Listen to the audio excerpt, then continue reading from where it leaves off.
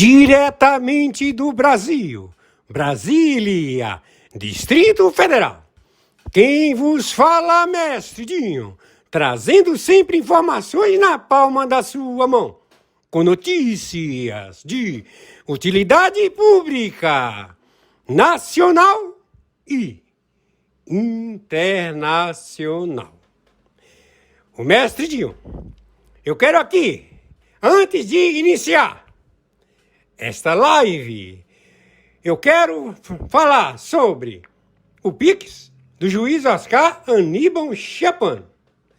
Pix, Oscar Aníbal Chapan, @gmail.com. Repito, Oscar Aníbal Chapan, @gmail.com. Está na descrição desse vídeo. Muito bom dia, hoje dia 24 de abril de 2026, horário 15 horas 53 minutos. O procedimento global da coalizão mundial estabelecida contra a Guarda Revolucionária, que ela assumiu toda a membresia de suas milícias internacionais, que não são muçulmanos, são agregados terroristas que residem no Irã e que estão em diáspora, já que no Irã não existe mais água, não existe mais luz elétrica e nem televisão. Então eles estão migrando para os seus países de posicionamento de milícias terroristas. Espanha, Portugal, Alemanha, Itália, toda a zona do euro. E todos eles alegam que não receberam pagamentos da estrutura do governo da falsa identidade que se faz chamar Luiz Inácio Lula da Silva. Corre alvo internacional do FBI, da Interpol, da DEA, da CIA, de 60 agências de inteligência, a captura internacional desta falsa identidade Luiz Inácio Lula da Silva pelo artigo 41 da Convenção de Viena. Ele é um líder que utiliza o nombramento de adidos militares, de representantes diplomáticos, de estrutura representativa de consulados do Brasil em todos os membros da Convenção de Viena e estabelece matanças, espionagem, já tudo denunciado pelos Estados Unidos da América, pelo Ministério da Guerra, pela estrutura de Estado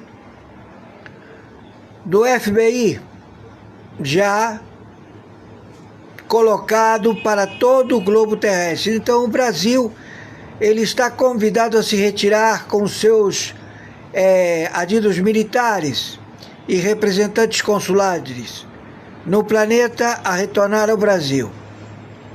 Também está a captura de todos os membros da Guarda Revolucionária, dos milicianos terroristas que ocupam o país Irã, a captura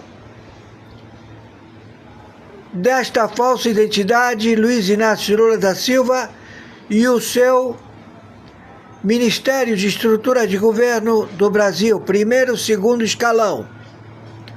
Ou seja, toda esta infraestrutura está sendo já alvo de terroristas globais à procura do seu pagamento. Não receberam dinheiro, receberam títulos a serem colocados como pagamentos processados por serem precatórios tributários que podem ser abatidos em dívidas bancárias. Então, como no Irã não tem compensação bancária global, as milícias iranianas, os terroristas, não receberam pagamento. Então, a caçada a esta falsa identidade Luiz Inácio Lula da Silva se projeta globalmente. Então, ele está tentando, de alguma forma, um asilo político na China, na Rússia, na Índia, em qualquer lugar que aceite a sua carcaça. Mas ele não é aceito. E ele também, por ser óbito, as digitais, a datiloscopia, o DNA e o seu aval de assinatura não bate. Então, esta falsa identidade de Luiz Inácio Lula da Silva, conjuntamente com o seu preposto sócio no terrorismo global, Alckmin, e o seu primeiro e segundo escalão, todos eles são alvos das milícias terroristas globais, como também de toda a convenção do euro. O euro não aceita a liderança e a diplomacia brasileira. O seu ministro de Relações Exteriores tem o seu visto internacional extinto. Ele não tem como se deslocar para nenhum lugar do planeta. Então o Brasil está em interstício de guerra atômica nuclear, onde os alvos são bases da China, que detém ogivas nucleares, que detém bombas hiperbáricas, que detém também bombas químicas, em estrutura química de grau 4, o maior grau em todo o planeta. Não existe nenhum laboratório de grau 4, somente no Brasil. E estes se encontram albergados nos estrutura de exército, marinha e aeronáutica nos países do Nordeste, acautelados pelos governadores, prefeitos, comunistas, terroristas. Então, vai chover bomba no Brasil. Já está chovendo bomba no México, na Colômbia, na Venezuela, no Equador, no Peru, no Paraguai e também no Uruguai, Chile e Argentina. Não vai ficar nenhuma estrutura chinesa ou russa em pé. O Atlântico está sendo monitorado por submarino nuclear atômico americano, que já está procedendo a alvejar submarinos americanos que quiseram atentar contra os cabos de internet global. Tudo isto já sendo processado. Então a guerra atômica nuclear contra células terroristas amotinadas de funcionários públicos em 196 países a receber propina. Os primeiros a receber é a OCRIM, Sociedade de Cleptocracia da ONU. Então a ONU também foi identificada, são os primeiros a receber o pagamento de propina destes cargos públicos, a permitir este evento global chamado BRICS a querer tomar terras do mundo muçulmano. E todos eles agora em coalizão contra este procedimento, tanto na ONU quanto os países do Irã e também todos os que fazem parte em aportar serão destruídos, aniquilados, não existirão mais. Entenderam? Então, a convenção dos muçulmanos, árabes sauditas, árabes muçulmanos, de todas as etnias e também do a Oceania, estão todos juntos ao combate do terrorismo dos mercenários do Irã, da Guarda Revolucionária. Todos eles serão abatidos ainda hoje, dia 24 de abril de 2026. Estamos já com todas as diretrizes já operacionalizados a destruição global desta estrutura. Não tem como sobreviver. Então, nós já estamos com a extração, com 1.500 deltas força da CIA em território brasileiro, com mais de 35 países sediados nas costas brasileiras do Atlântico e do Pacífico, a fornecer todo o sistema logístico de alvos terroristas a serem exterminados. Guerra processada no território de 27 estados e 5.070 municípios. Toda a infraestrutura de bancos domésticos da FEBRABAN estão todos já acautelados. Todos os patrimônios, todo o componente de dólares trazidos destes países que mandaram para o Brasil, e o Brasil já deve estar com uma cotação de R$3 o dólar, por causa da quantidade de dólares, está confiscado todo o patrimônio desses bancos domésticos. Não tem a população brasileira nenhum tipo de perigo, porque está tudo no login da internet mundial, em que eles quiseram manipular e que eles operam pela internet mundial, através de Bitcoin, moedas, etc. Pagamentos nas nuvens, tudo já identificado, porque é uma invenção de 60 agências de inteligência monitorando estes terroristas globais. Como também as ondas eletromagnéticas de telefone, como também as estruturas de agentes em campo monitorando todos estes terroristas que se deslocam a procedimentos de matança.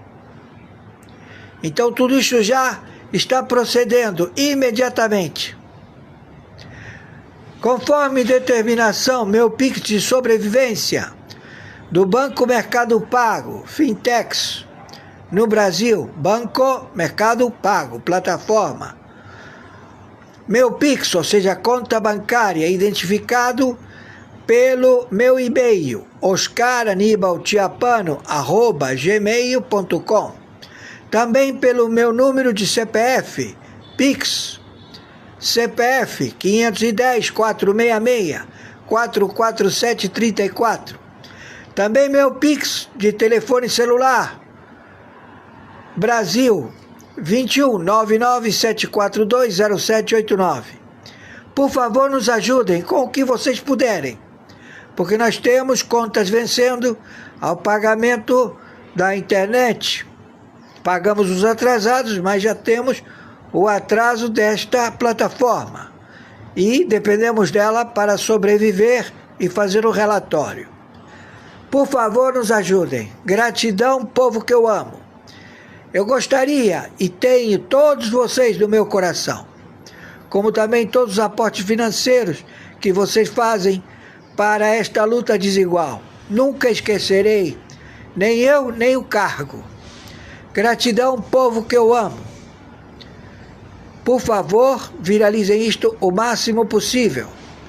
Se você, funcionário público, não agir em redimir, se remir dos crimes que você processou, que estão todos sendo já planificados para a dosimetria dos crimes que você cometeu, internacional e também nacional, que você vai cumprir e que você deve não se evadir, mas proceder à delação premiada.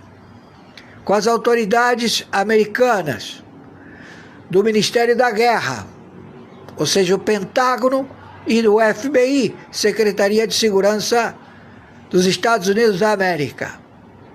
Por favor, vamos proceder a bem da lei. Você pode ser que seja mantido no cargo a revelar todos estes procedimentos. Do contrário, se você pagar para ver, a sua eliminação é fato, ato e circunstância de guerra atômica nuclear. Viralizem isto o máximo possível. Gratidão, povo que eu amo. Feliz aniversário a todos. Feliz a todos os meus parentes. Eu estou na posição do cargo, trazendo todos os dias o relatório a ser processado a todos os generais em campo. Por favor, nos ajudem. Selva, viva o Brasil, viva o povo brasileiro. Ele não pode ser escravizado. Da noite para o dia, aumentou o salário mínimo. Agora é R$2.000. Ou seja, eles estão roubando o salário mínimo do brasileiro. Você não tem uma contabilidade que possa, em menos de 24 horas, estabelecer o aumento do salário mínimo. Só se você já procedeu em caixa 2. Ou seja, você é orientado pelos seus prepostos, 227 bancos do narcotráfico global, que eles são estipulados a pagar o salário de toda a membresia da Polícia Militar, da Polícia Federal, dos Ministérios Públicos, de toda a estrutura de governo brasileiro, e que você não estabelece o pagamento. Você utiliza esse capital para pagar propinas e você substitui esse pagamento de propinas por moedas podres, títulos derivativos que servem para pagar dívidas em banco, dívidas com o fisco e que não tem interesse nenhum nos terroristas. E você substitui o pagamento processado com os seus sócios na Europa, na Oceania, na África, e eles recebem títulos derivativos, ou seja, precatórios a serem pagos. Tudo isto já é uma realidade e foi processado pelo Banco Master. O rombo é de quinquilhão de milhões de dólares. Não é trilhões nem quatrilhões, é quinquilhão. É muito dinheiro, dinheiro global, do BRICS, de todos eles que trouxeram todas essas moedas podres a serem processadas na capitalização e distribuição destes moedas podres que não têm valor, porque veio o reset.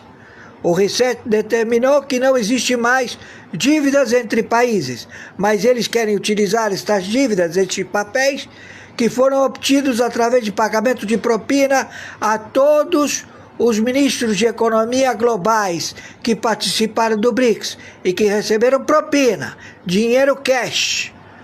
Na reunião no Rio de Janeiro, saíram todos muito bem, obrigado, com as suas maletas de dinheiro e deixaram títulos precatórios em todo o âmbito global a ser processado no Banco Master. Então, tudo isto já no pendrive que se encontra nos Estados Unidos da América, processado na globalização deste pagamento feito pela estrutura tributária, que não tem tributário no Supremo Tribunal Federal. Todo ministro tributarista é morto, assassinado. Então, o crime é tributário, onde o Haddad, ele cometeu default, conjuntamente com a Fundação Getúlio Vargas, que não procedeu a dar os dados reais, maquiou, ele forjou, ele apagou e colocou valores não existentes. Então o Brasil está com o débito de quinquilhão de milhões de dólares. Entenderam? Fui claro? E eles estão estabelecendo que todo o ouro processado no Brasil, ele tem o aval de quem vendeu esse ouro. Se foi o Alambique, se foi as Farc, se foi o LN, se foi o Comando da Capital, Comando Vermelho, Prospecção de Ouro, ele dá um recibo. Isto é ouro verdadeiro. E não é. Este DEFAL foi processado quando todos os países da Europa solicitaram as suas reservas de ouro em Fort Knox. E todos eles receberam uma resposta. Olha, nós estamos vendo aqui que as barras de ouro que vocês trouxeram, envelopadas com certificado de agências de seguro do Japão, agências de seguro da China, da Rússia, da Alemanha, as barras são fraude. Elas têm o peso de quilo de ouro, mas não é ouro. É um metal facsímil, porque foi visto que foi um DEFAL. Então nós vamos demorar anos para lhes pagar, mas vamos pagar à medida que formos responsáveis deste pagamento, porque é o acautelamento. E toda a recepção destas barras de ouro foi feita pela administração Bush, Biden, Clinton, Obama, desde Nixon. Então todo o capital de ouro, ele lá na Europa, e todo o capital de dinheiro foi transformado em barra de ouro.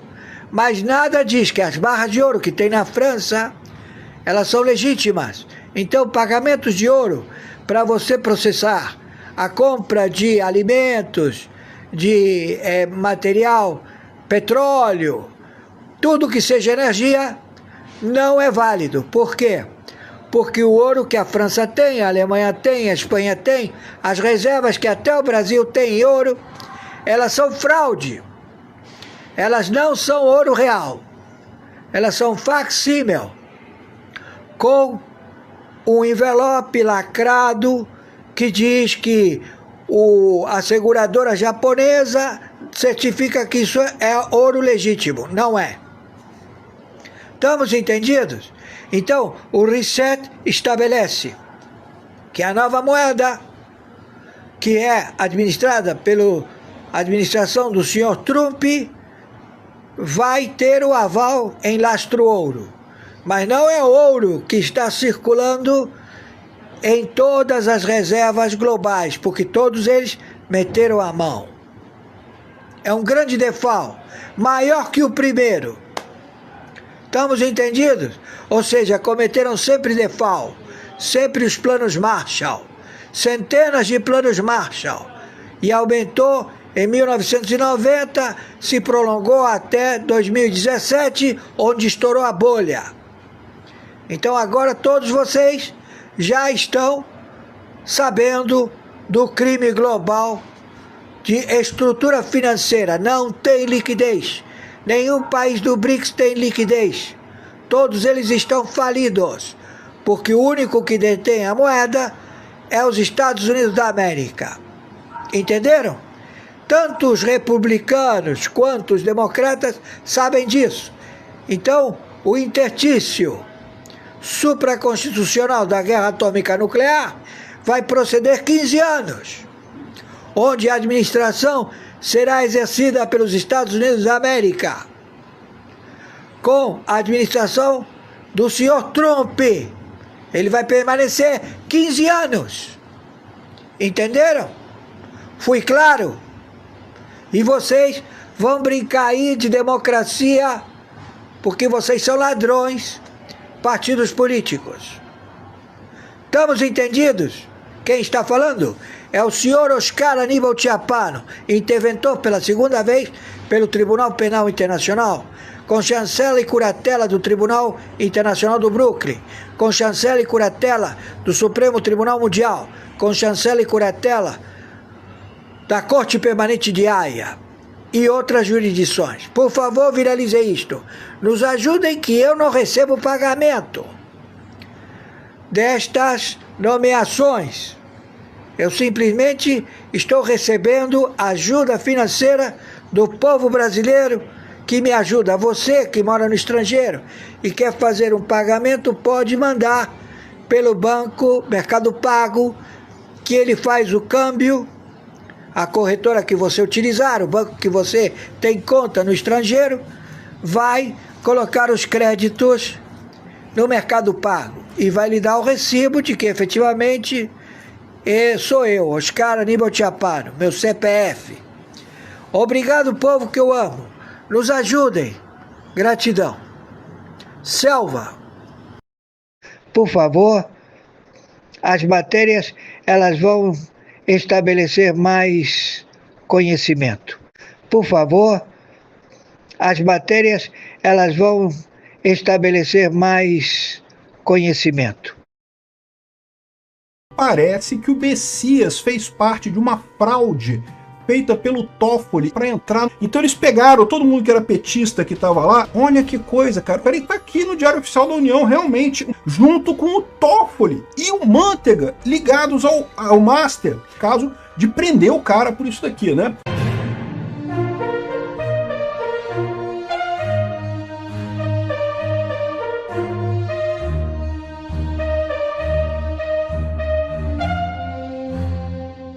Quatro brasileiros são presos nos Estados Unidos aplicando golpe em esquema de fraude. É isso mesmo. Autoridades dos Estados Unidos prenderam 4 brasileiros acusados de comandar um esquema de fraude contra imigrantes sem documentos. A operação ocorreu na Flórida nesta semana. O grupo teria movimentado mais de 20 milhões de dólares com promessas falsas de regularização migratória. A maioria das vítimas identificadas é brasileira. As prisões foram realizadas pelo gabinete do xerife do condado de Orange após investigação iniciada em setembro. A empresa atraía clientes por redes sociais e indicações pessoais. Após a contratação e início dos pagamentos, os clientes passavam a sofrer pressões sistemáticas e extorsões.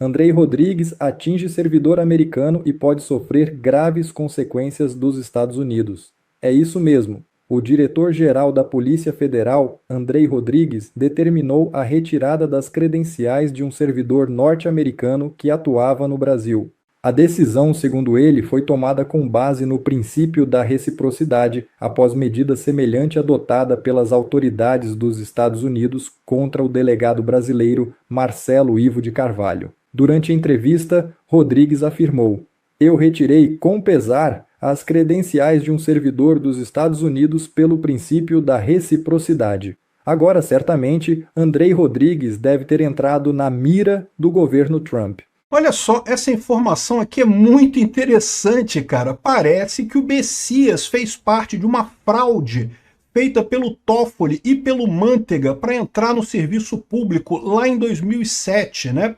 Em 2006, teve um concurso para Procurador-Geral da Fazenda, em que o Messias teria ficado em 86º lugar. Ficou lá para trás na lista. Eram 27 vagas, ele ficou em 86, o lugar dele, 86 nessa história toda, né? Aí, meu amigo, em 2007, né? Lembra, 2007 a gente está falando segundo o governo Lula. O Toffoli era o AGU, o advogado-geral da União, né? A função que o Messias tem hoje, né? E o Manteiga era o ministro da Fazenda. E aí os dois fizeram uma portaria conjunta que colocaram para dentro algumas pessoas desse concurso totalmente fora de ordem. E é uma coisa muito estranha isso, né? Por que foi? Aí, segundo estão dizendo aqui, porque esse pessoal era petista. Então eles pegaram todo mundo que era petista que estava lá e nomearam para a Procuradoria-Geral da Fazenda, né? Deram carguinho para a galera toda que era amiga do sistema do PT lá, que era ligado ao PT. Olha que coisa, cara. Ou seja, houve fraude em concurso público. Vamos entender essa história aqui, porque, de novo, eu só achei esse assunto, me passaram e sugeriram lá no site Visão Libertária, nesse site Tribuna da Internet aqui, que eu confesso que eu não conheço esse caso aqui, não tem o nome da pessoa aqui, né, de quem teria escrito esse tipo de assunto. Será que é Carlos Newton a pessoa? Acho que Carlos Newton é a pessoa que escreveu esse tema aqui, tá? Mas eu dei uma procurada, eu falei, não, vou verificar, né? Porque eu não vou fazer uma fake news aqui sem ter nenhuma comprovação. E eu dei uma procurada, cara, e tá aqui no Diário Oficial da União, realmente, uma portaria conjunta do Toffoli com o Mantega, em 6 de novembro de 2007, reclassificando o pessoal aqui, ó. Pegou um monte de gente de vagas aleatórias aqui na classificação, reclassificando para o final da fila e nomeando. Peraí, como é que você reclassifica para o final da fila e renomeia? Que lógica tem isso, né? Mas aparentemente tá aqui. Foi assim que o Jorge Rodrigo Araújo Bessias entrou para o serviço público lá em 2007. O cara que agora estão para colocar numa vaga no STF. Um cara que pode ter feito parte de uma fraude junto com o Toffoli e o Mantega, ligados ao Master.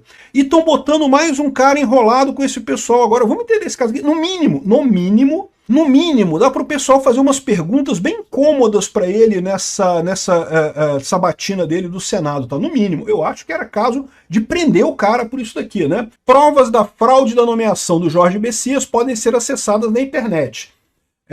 Ano passado, a Tribuna da Internet decidiu adotar uma postura de atuação mais proativa. Nessa linha, além de divulgar reportagens e documentos denunciando corrupção e outras práticas, passamos a enviar às autoridades alguns dossiês sobre assuntos de interesse nacional para acelerar as devidas providências, né? Assim, com o propósito de atender diretamente o interesse público, em maio de 2025, protocolamos o envio de dossiês sobre o Banco Master à Comissão de Valores Mobiliários, né? E no caso Bessias, surge agora uma nova oportunidade de prestar esse tipo de serviço ao país. Vamos encaminhar aos senadores essa série de reportagens investigativas que começamos a publicar na segunda-feira, dia 20, com denúncias absolutamente explosivas sobre atos criminosos cometidos por autoridades da República. 2 dos envolvidos são figuras renomadas da política nacional, Guido Mantega e Dias Toffoli, olha só. Na época, eram ministros da Fazenda e Advocacia Geral da União do governo Lula II, né? Em portaria conjunta, no dia 6 de novembro de 2007, eles tiveram a ousadia de fraudar um concurso para procuradores da Fazenda Nacional, para nomear dezenas de candidatos ligados ao PT, que não tinham conseguido a classificação. Aqui, ó, aí ele explica esse caso aqui, esse aqui foi o caso anterior, tá? Que ele começou a coisa, né? Então, qual que é a grave denúncia? Agora, na reta da ascensão do Messias ao Supremo, a Tribuna da Internet recebeu uma grave denúncia contra ele e saiu em campo para investigar em profundidade essa trajetória vitoriosa do petista da vez, que o presidente Lula quer nomear ao Supremo com chances absolutas de aprovação pelo Senado. A apuração transformou-se em enorme surpresa, ao revelar que Messias teve fraudado o seu ingresso no serviço público em 2007 e está envolvido em uma sucessão de crimes, como fraude a certame do interesse público, artigo 311-A, usurpação de função pública e falsidade ideológica, que incluiu a falsificação de dados biográficos em seu currículo. Isso tudo na nomeação dele lá em 2007 para o primeiro emprego público dele como procurador da Fazenda Nacional, né? Então vamos lá, ele se formou em Direito em 2003 na Universidade Federal de Pernambuco, né? 3 anos depois, em 2006, sem qualquer experiência forense, inscreveu-se no concurso para procurador de Fazenda Nacional. Não tem nada de errado, você pode fazer concurso, muita gente faz até para, né, tentar passar, vai que passa, né? Ou no mínimo você ganha experiência, né? É o que eu falo pro pessoal sempre, se você pretende ser funcionário público, a melhor coisa que você faz é fazer Direito, faz a faculdade de Direito, pega o diploma lá, faz a prova da OAB, passa na OAB e aí faz concurso público. Os salários são ótimos, tá? E aí tem aqui, ó, as chances do jovem Bessias eram mínimas devido à inexperiência como advogado e não ter títulos à exibição. A maior parte dos cargos do direito, porém, você tem que ter o chamado prova de títulos, tá? E tá aqui, ó. Esse daqui é o edital do concurso que o Bessias fez lá atrás, tá? Então tá aqui, ó, edital ESAF 1º de dezembro de 2005, né? Concurso público para vagas de cargo de procurador da Fazenda Nacional. Então tá aqui, explica coisa e tal, e as vagas, são 27 vagas atualmente localizadas no Distrito Federal.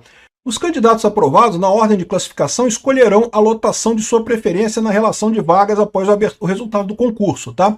Então isso é normal em concursos, você tem vagas, escolhe quem ficou em primeiro, escolhe a vaga que quer, aí quem ficou em segundo escolhe entre as outras que sobraram, entendeu? Até o último caso, né? Aí fala uma coisa curiosa aqui, ó.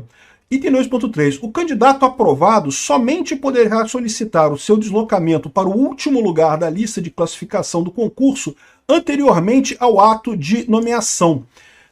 Que lógica tem isso, né? Ou seja, se a pessoa quiser ir para o último lugar da lista, ele pode pedir para ir para o último lugar da lista anteriormente ao ato de nomeação. O que significa isso? Tá explicando aqui. Por que algumas pessoas podem pedir para ir para o final da fila do concurso? Né? Porque não faz sentido. Você está na frente da fila do concurso, você quer ser nomeado o mais rápido possível, né? Mas aí explica aqui, ó. É comum que existam candidatos em concursos públicos que ainda não têm todos os requisitos para assumir o cargo público. De repente você fez o concurso, mas ainda não tem uma prova, não tem alguma coisa, não tem algum documento que precisa, coisa e tal, você pode solicitar para ir para o fim da fila. É pior para você, porque você não vai ser nomeado imediatamente, né? Mas você tem tempo de conseguir aquele documento, e aí quando você for chamado, você pode ser nomeado. Então o que está dizendo aqui é que o candidato aprovado poderá solicitar seu deslocamento para o último lugar da lista de classificação anteriormente ao ato de nomeação. Então, se ele for nomeado, ele não pode mais pedir a mudança da fila, o que é óbvio, né? Mas ele pode pedir a mudança antes, né? Aí é muito estranho isso, porque repara como é que foi escrito aqui o ato da Advocacia Geral da União. O Toffoli assinou esse ato, tá? Lembra que essas coisas todas aqui estão os links estão todos na descrição do vídeo, tá? Se você quiser acessar qualquer coisa. Tá aqui, ó. Portaria Conjunta número 21 de 6 de novembro de 2007. Então ele fez o concurso em 2006, ficou em 86º lugar, tá aqui, ó, classificação no concurso, 86º. Ele foi classificado, ele foi aprovado, mas estava na posição 86 de 27 vagas. Posição 86 de 27 vagas, você não vai ser chamado, né? Não vai ser chamado nunca, porque no final das contas, né, poucas pessoas desistem. É um emprego muito bom, tá? Aqui ó, tem a vaga, aqui o valor, né? Aqui o valor é 5 mil de lei, mais um monte de coisa aqui, mais um monte de adicionais, né? E todo mundo sabe que esse negócio, essa remuneração inicial de cargo é o que menos importa. O importante é você botar o pé lá dentro da administração pública, depois você consegue outras coisas melhores, né? Aí, bom, tem o resto do concurso aqui, não interessa a gente ver, né? Aí o que acontece aqui, ó? O advogado-geral da União e o ministro de Estado da Fazenda, no uso da competência que lhe foi delegada pelo artigo tal e tal, e tendo em vista o resultado do concurso público para os cargos de Procurador-Geral da Fazenda Nacional e respectiva carreira de Advocacia Geral da União, homologado pela Portaria Conjunta 23 de não sei o que lá, decide nomear para cargos efetivos de Procurador-Geral da Fazenda, de segunda categoria, os candidatos aprovados e classificados no referido concurso que requereram sua recolocação no final da lista de aprovados relacionados em anexo. Peraí, então o cara pediu para ir para o final da lista e você está aprovando o pessoal que pediu para ir no final da lista? Não, peraí, isso não faz sentido.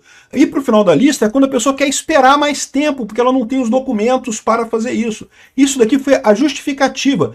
Eles devem ter virado para o pessoal do PT e falado assim, olha só, você, petista, peça a reclassificação para o final da lista. E de fato, aqui um monte de gente que era do PT, nem o 9º lugar chegou a ser chamado, aqui o 9º lugar está aqui. Provavelmente nem o 9º lugar chegou a ser chamado no concurso. É muito comum, tinha 27 vagas, mas não chamaram nem 9. 32, 41, todo mundo aqui está abaixo das 27 vagas. Ninguém seria chamado. Aí reclassificaram todo mundo para o final da lista e chamaram todo mundo automaticamente. Que lógica tem isso? Isso não faz sentido nenhum. Isso aqui realmente, me parece uma fraude muito clara. A justificativa é que requereram a colocação no final da lista de aprovados relacionada em anexo. Que lógica tem isso, né? Isso não faz absolutamente nenhum sentido. E é o que ele diz aqui, ó.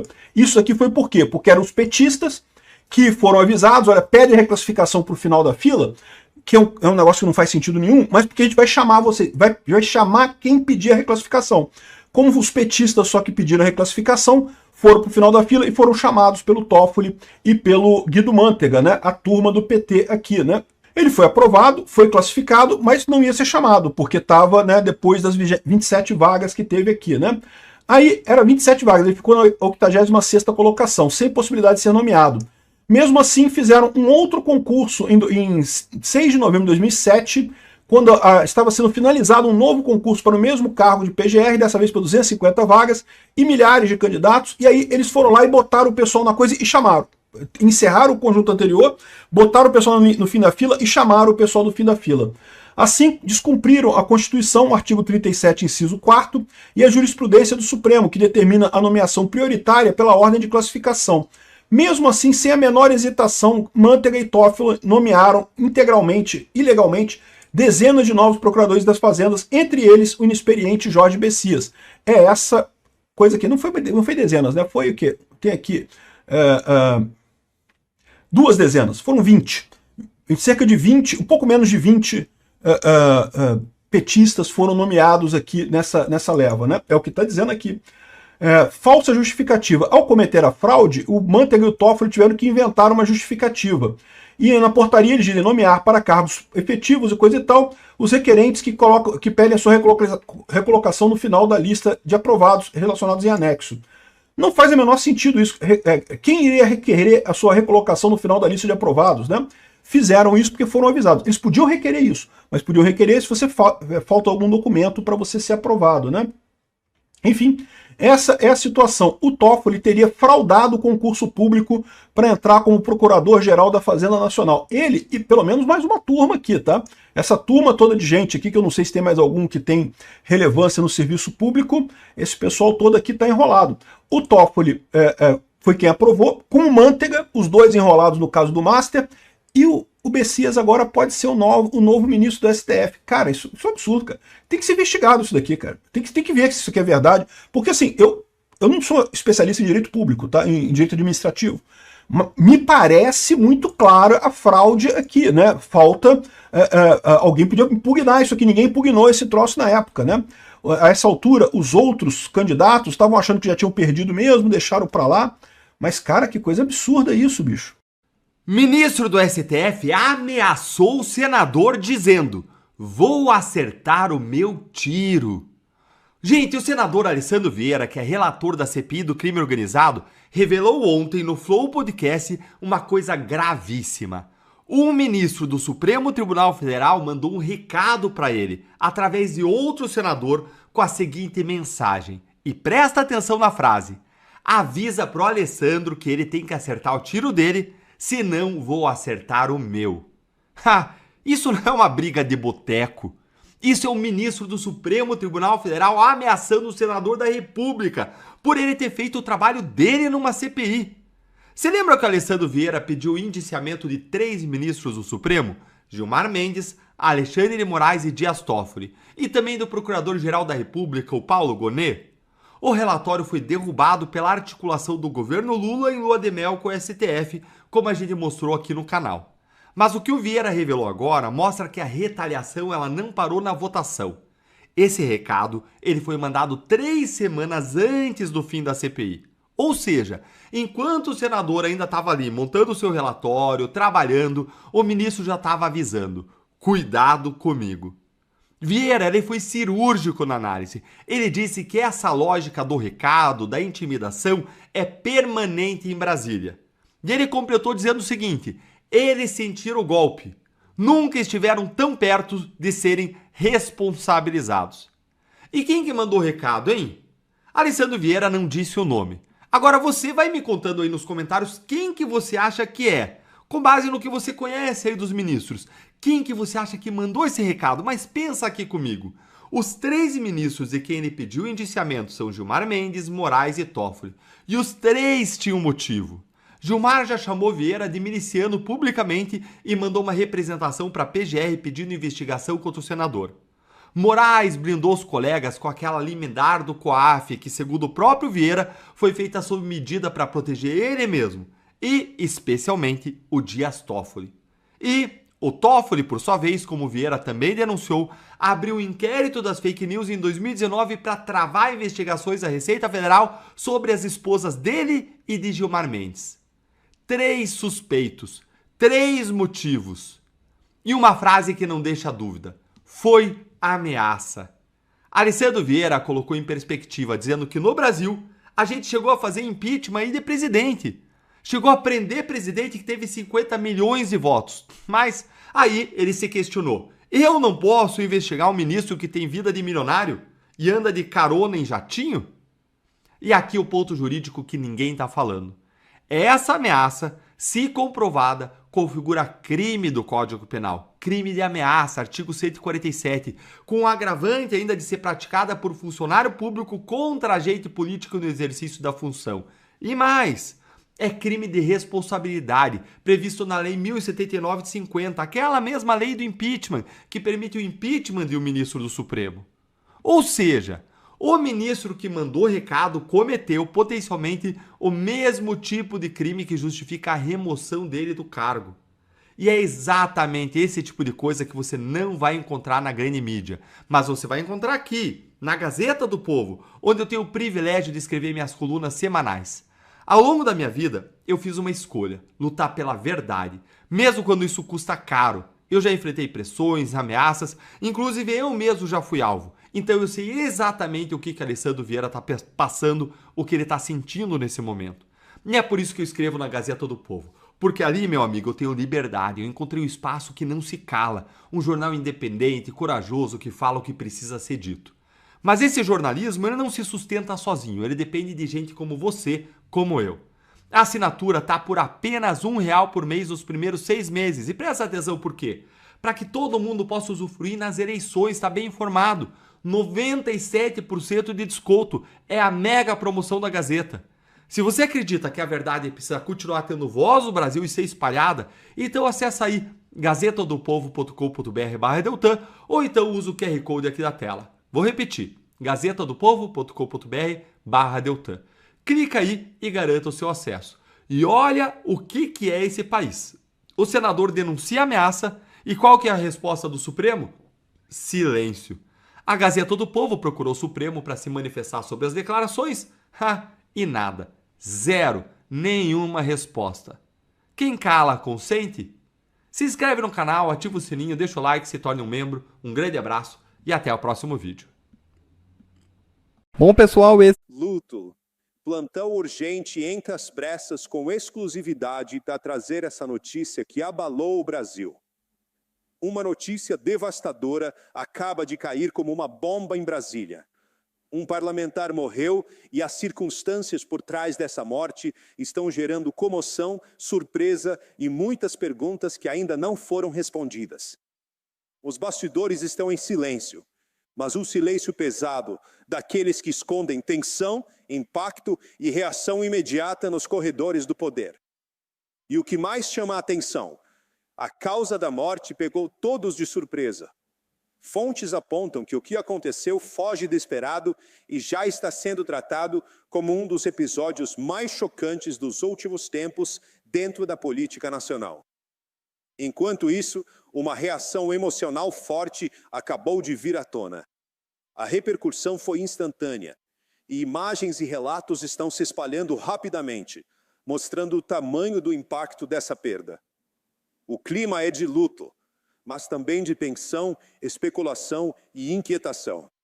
O que realmente aconteceu? Por que essa morte está sendo tratada como algo tão fora do comum?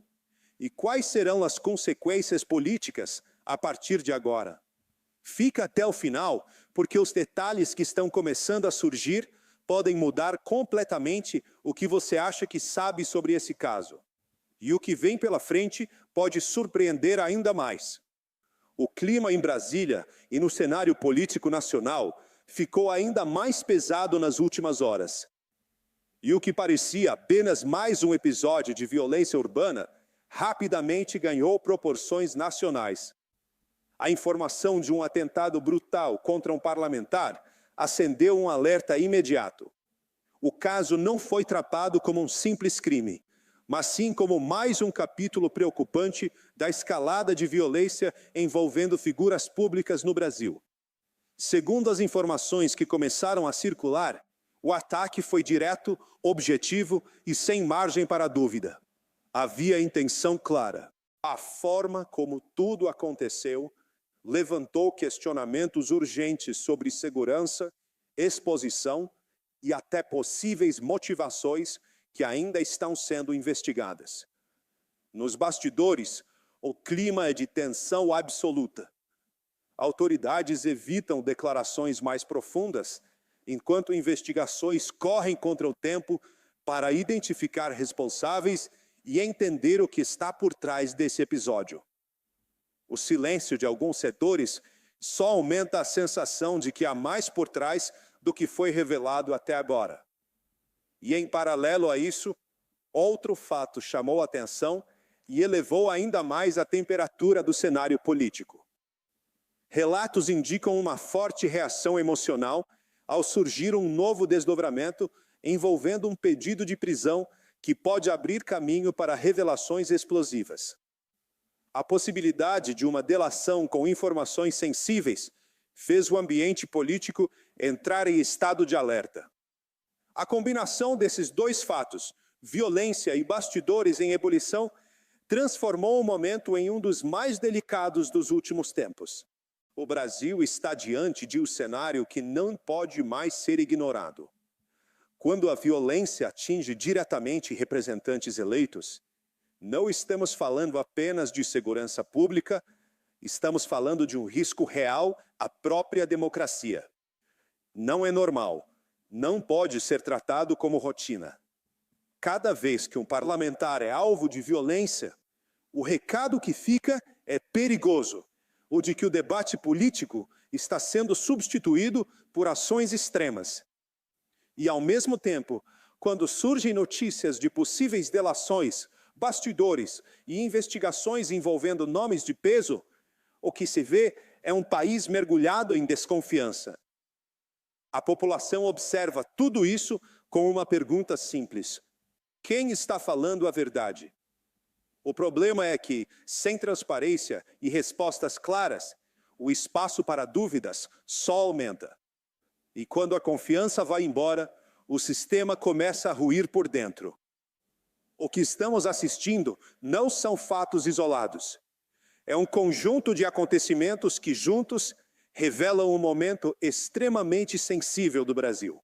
Violência política, investigações em andamento, reações emocionais e silêncio estratégico formam um cenário que exige atenção total.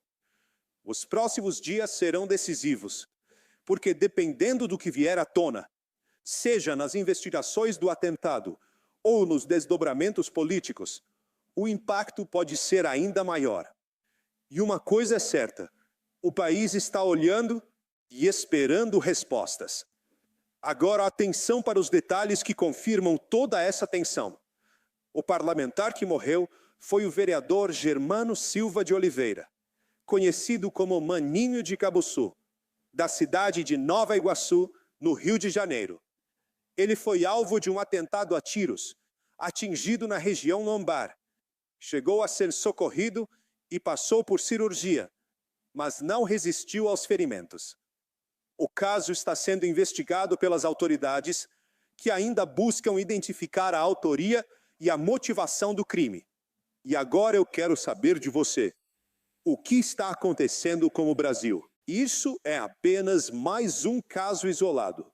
Ou estamos diante de algo muito maior por trás dos bastidores?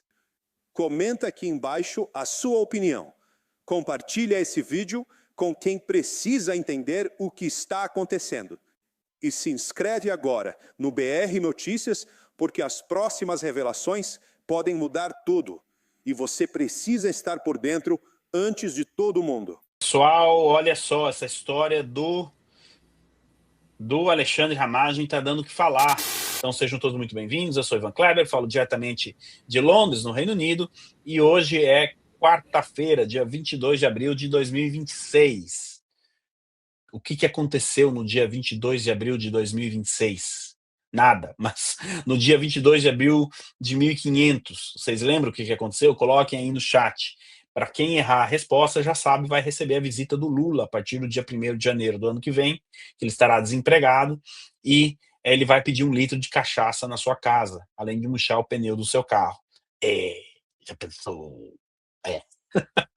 A Marta Cardoso fala aqui, descobrimento do nosso Brasil. Fabiola Espinha diz as caravelas. A terra de Santa Cruz, né, recebeu este nome, e nós tivemos os portugueses chegando no Brasil exatamente há 526 anos atrás. Tá certo? Mas o dia de 22 de abril de 2026 ainda não terminou. Pode ser que ele traga alguma surpresa hoje. Quem sabe, né? Já pensou? Bom, sem muitas delongas, então, o Arthur Macfields, colega da mídia, ele não é da mídia independente, ele trabalha para vários portais, The Hill, Infobae, mas ele traz um ponto muito importante. Será que o Brasil, nessa questão do ramagem, feriu ali tratados e acordos internacionais? A gente vai ler aqui a matéria dele, publicada no jornal Infobae, e ele também traz uma comparação preocupante sobre o modus operandi que o Brasil adotou nessa questão, né, com o modus da Nicarágua e da Venezuela. O Brasil não vai virar uma Venezuela? Pois é, em certos aspectos já virou, tá? Tá faltando coragem de admitir isso. O Brasil viola a Convenção de Viena ao processar adversário de Lula nos Estados Unidos? É o título da matéria. O governo do Lula estaria violando a Convenção de Viena e a legislação dos Estados Unidos numa tentativa de perseguir um opositor político residente nos Estados Unidos. Tudo isso sem consultar as autoridades competentes. O Macfields, ele mora em Washington e tem fontes, tá, pessoal? Por isso que eu respeito muito as publicações dele. O incidente ocorreu depois que o serviço ICE deteve brevemente, olha que é uma matéria bem escrita, né? Deteve brevemente o ex-chefe da inteligência brasileira, Ramagem, um opositor ferrenho de Lula. A situação sugere manipulação do evento pelo adido policial brasileiro. Alega-se que um funcionário do governo Lula desrespeitou as leis e soberania dos Estados Unidos numa tentativa de extraditar um opositor político do líder de esquerda, uma ofensa grave.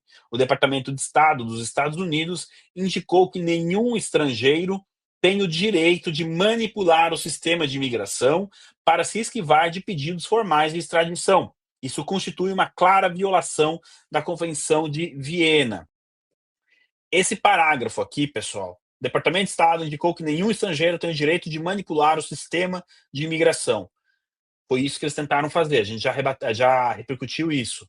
A BBC News falou em atalho, porque, só para recapitular, né, a decisão final do caso do Ramagem, ela ainda cabe ao secretário Rubio. Pelas publicações que o Rubio fez no ano passado, enfim, a probabilidade é enorme que o Rubio diga: não, Ramagem, está aqui seu visto, você pode ficar de maneira permanente aqui com a sua família nos Estados Unidos. O que eles tentaram fazer foi driblar isso, foi tentar extraditar o Ramagem antes de chegar no Rubio. Eu já falei, a estratégia deles foi a seguinte: vamos pegar ele, o ICE vai levar ele para o aeroporto e a gente extradita ele, de repente, no mesmo dia ou no máximo em 24 horas. Só que o Ramagem tinha uma vasta documentação provando que ele estava legalmente nos Estados Unidos, está legalmente nos Estados Unidos, e que tem esse pedido, né? E aí a coisa melou e como todos sabem, foi parar inclusive aí com a expulsão do delegado responsável por essa operação. Mas vamos continuar, que o Macfields aqui traz outros pontos interessantes. O governo Trump indicou que não tolerará perseguição política em seu território. Ontem, né? Solicitamos que o funcionário brasileiro em questão deixe o país por tentar isso. O artigo 41 da Convenção de Viena estabelece que os funcionários no exterior devam respeitar as leis e regulamentos do Estado receptor. Eles também são obrigados a não interferir nos assuntos internos deste Estado.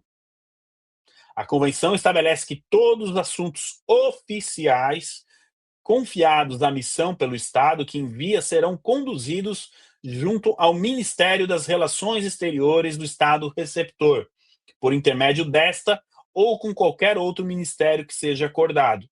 Tem um pessoal da esquerda que está pegando esse artigo do Macfields e está dizendo que isso só vale para diplomata. Eu tenho uma leitura diferente. O artigo aqui não fala em diplomata.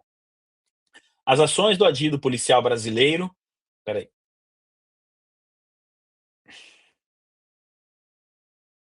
Só um segundo, pessoal, que deu uma travadinha no meu celular aqui. As ações do adido policial brasileiro nos Estados Unidos expõem a perseguição transnacional do governo Lula contra seus opositores e adversários políticos. Lula e o manual de Ortega e Maduro. Atenção, eu até vou ler mais devagar esse trecho que ele escreveu aqui, tá, pessoal? Na Nicarágua, a ditadura de Ortega estabeleceu um manual abrangente para perseguir, reprimir, espionar e até assassinar seus adversários no exterior. Esse modus operandi viola a soberania e constitui crimes contra a humanidade. A perseguição transnacional também foi implementada pela ditadura venezuelana. Um dos casos mais trágicos e nefastos foi o assassinato do oficial militar Ronald Ojeda, no Chile. A sede de vingança da esquerda não conhece fronteiras. O governo Lula também pode estar envolvido em perseguição transnacional e violando a Lei de Asilo Territorial que o Brasil assinou em 1954 e ratificou em 64. Mas longe de se desculpar, o presidente Lula descobriu que o confronto com os Estados Unidos ajuda a impulsionar seus índices de aprovação na campanha eleitoral. A mensagem dos Estados Unidos ao governo Lula é forte e clara. A caça às bruxas contra opositores em solo americano não será tolerada. Esta é uma excelente notícia diante dos abusos do líder de esquerda. E aí ele termina o artigo. Na esteira do que o nosso excelentíssimo aqui Macfields falou, nós vamos passar agora um vídeo cujo o crédito desse vídeo é do FBI, obviamente, que publicou esse vídeo, mas com legenda direto da América, tá? Então tá aí o vídeo. Antes de passar o vídeo, segura um pouquinho, Daniel. Essa questão toda, pessoal, do ramagem fez com que o FBI publicasse um vídeo. Vocês têm noção da gravidade disso? O FBI está sob o Departamento de Justiça. Então, hoje nós temos o Departamento de Estado e o Departamento de Justiça acompanhando este caso. Tá? Daqui a pouco, pessoal, nós vamos falar de Felipe Martins, que eu sei que vocês querem saber, assim como nós, o que vai acontecer, né? Então, agora sim que eu trouxe esse preâmbulo e esse contexto, Daniel, por gentileza, direto da América aí com legendas. Pode colocar a tela cheia, se conseguir. Valeu. Hello, I am Holly Kelly, Assistant Special Agent in Charge for FBI Dallas. The FBI is bringing awareness to a lesser-known crime impacting our community right here in North Texas. It's called transnational repression. Transnational repression is when a foreign nation or someone working for that nation spies on, harasses, stalks, or intimidates someone in the United States who is either from that country or has connections to that country. In its worst form, it can involve kidnapping, assault, or even murder.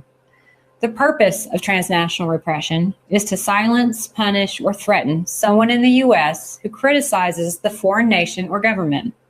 A foreign nation may also want to coerce the victim to return to their home country or provide intelligence about others with connections to the foreign nation. Transnational repression targets exiles, dissidents, political or human rights activists, journalists, political opponents, or members of minority communities. Frequently, the friends or family of victims are also harassed or detained. Sometimes, perpetrators of transnational repression try to hide their true intent by claiming that the target owes a fine or has a warrant for their arrest in their home country. In other instances, the foreign nation hires unsuspecting American private investigators to locate and gather information about the intended victim. We believe many incidents of transnational repression go unreported. The FBI is working to root out those who threaten the free and fair expression of those living in the United States. If you believe you are a victim of transnational repression, we urge you to come forward and report it to the FBI. You can report it online at tips.fbi.gov or by calling 1-800-CALL-FBI. Olha, o que vai ter de ligação de alguns brasileiros para esse número que ela passou aí não vai ser pouca coisa. Olha a gravidade do que aconteceu. Há uma semana atrás, hoje é quarta, o Ramagem ainda estava detido. Foi o dia da mugshot, né, que fizeram a foto. Nós estávamos aqui tentando entender o que está acontecendo. No giro de uma semana, o Ramagem já está em casa, já está desenvolvendo suas atividades jornalísticas lá na timeline. Graças a Deus ele está em casa, friso isso, né, com a família. E o delegado responsável já foi deportado. Eu quero levantar um questionamento aqui, que é o seguinte. Muitas pessoas estão dizendo por que ele não foi preso. Quem me garante que ele não fez um acordo com as autoridades americanas para ele não ser preso? E de repente ele já entregou quem estava por trás dessa operação e aí liberaram ele para voltar para o Brasil? Eu não tenho a resposta para essa pergunta, mas eu ganho a vida fazendo perguntas. Então, e consertando máquina de café. Às vezes eu faço os dois ao mesmo tempo. Então, assim, esse delegado Marcelo, ele pode já ter entregue ali algumas informações às autoridades americanas em troca de não ficar preso, em troca de agilizar o processo. Foi fulano, Beltrano que me mandou aqui fazer isso, isso, isso, isso. Assina o documento, tchau, pega o primeiro avião. Isso pode ter acontecido, tá, pessoal? Eu repito, não tenho resposta para a pergunta desse questionamento que eu levantei agora, mas eu até convido os colegas da mídia independente a fazer essa pergunta. Outra coisa, isso pode ter um impacto no caso Felipe Martins? A minha opinião sincera é sim, mas reparem, é uma opinião. Hoje, ontem à noite, aliás, o portal SBT News está divulgando, publicando que autoridades americanas querem agora entender se essa questão teve envolvimento com o caso Felipe Martins, ou modus operandi, enfim. Mas aí eu acredito que até um estagiário de detetive chegaria a essa conclusão de que seria importante abrir uma investigação nesse caso, né? Então, a gente precisa estar acompanhando isso. Eu não tenho informações do andamento do caso Felipe Martins. O que eu posso dizer, pessoal, é que poucas pessoas sabem a que ponto anda o caso Felipe Martins, tá? Mas que tem cheiro, caminha, a sombra é igual, assim, é tudo muito parecido, né? E com o relato, inclusive, dessa senhora do FBI que pede para as pessoas entrarem em contato, então, com o FBI, você brasileiro que acha que está sendo perseguido, né, de alguma maneira, só que também não adianta ligar lá para dizer, não, então, aqui o meu cunhado tá me enchendo o saco aqui lá do Brasil. Não, isso aí também não adianta, tem que ser perseguição política, tá, pessoal? Deixa a tua treta com o cunhado, você deixa de lado, tá bom? Tá vendo a importância de você também saber o inglês e fazer o curso da BOA aqui? Vamos aproveitar para lembrar da parceria com a BOA aqui no canal. Então, esse é um assunto extremamente delicado. O que eu posso dizer para os senhores é o seguinte, que a expulsão do Marcelo, do delegado Marcelo, do Brasil para os Estados Unidos não encerrou as investigações, tá? Não encerrou o processo, tá? As autoridades americanas agora elas estão com um problema muito sério, inclusive interno, porque como a gente viu, né, existe a preocupação aí do FBI de pegar pessoas que fazem essa prática, né? No passado a gente já teve a denúncia da China, o McFields trouxe aí agora de outros países também, Venezuela operando no Chile, enfim. Ontem nós tivemos uma manifestação em Portugal contra o Lula, organizada pelo Partido Chega, e o senhor Sepúlveda me dizia que o Partido Chega, lá de Portugal, denunciou a presença de agentes brasileiros nessa manifestação para ver quem estava lá. Olha a gravidade disso, né? Então, a gente tem essa questão também, e vem num momento em que o Lula internacionalmente não está bem, o aparato político brasileiro internacionalmente não está bem.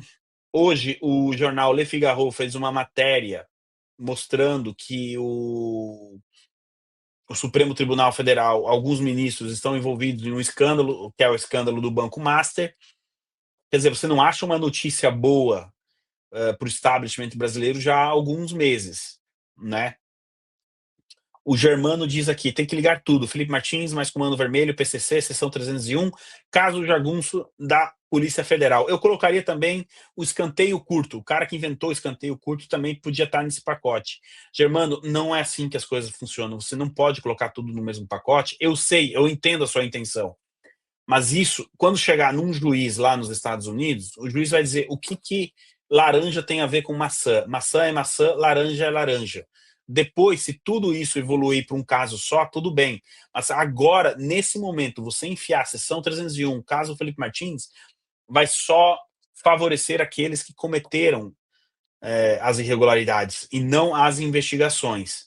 Tá, Germano? O meu comentário aqui não é uma crítica ao seu comentário, é um alerta, porque muitas pessoas estão nessa. Não, tem que pôr tudo. Nos Estados Unidos não funciona assim. Você tem que ter a separação dessas questões, que depois podem se tornar um grande, né, esquemão. Mas por enquanto a gente não está nessa fase do esquemão. A Fabiola bem lembra também que a gente podia colocar a tomada da Dilma.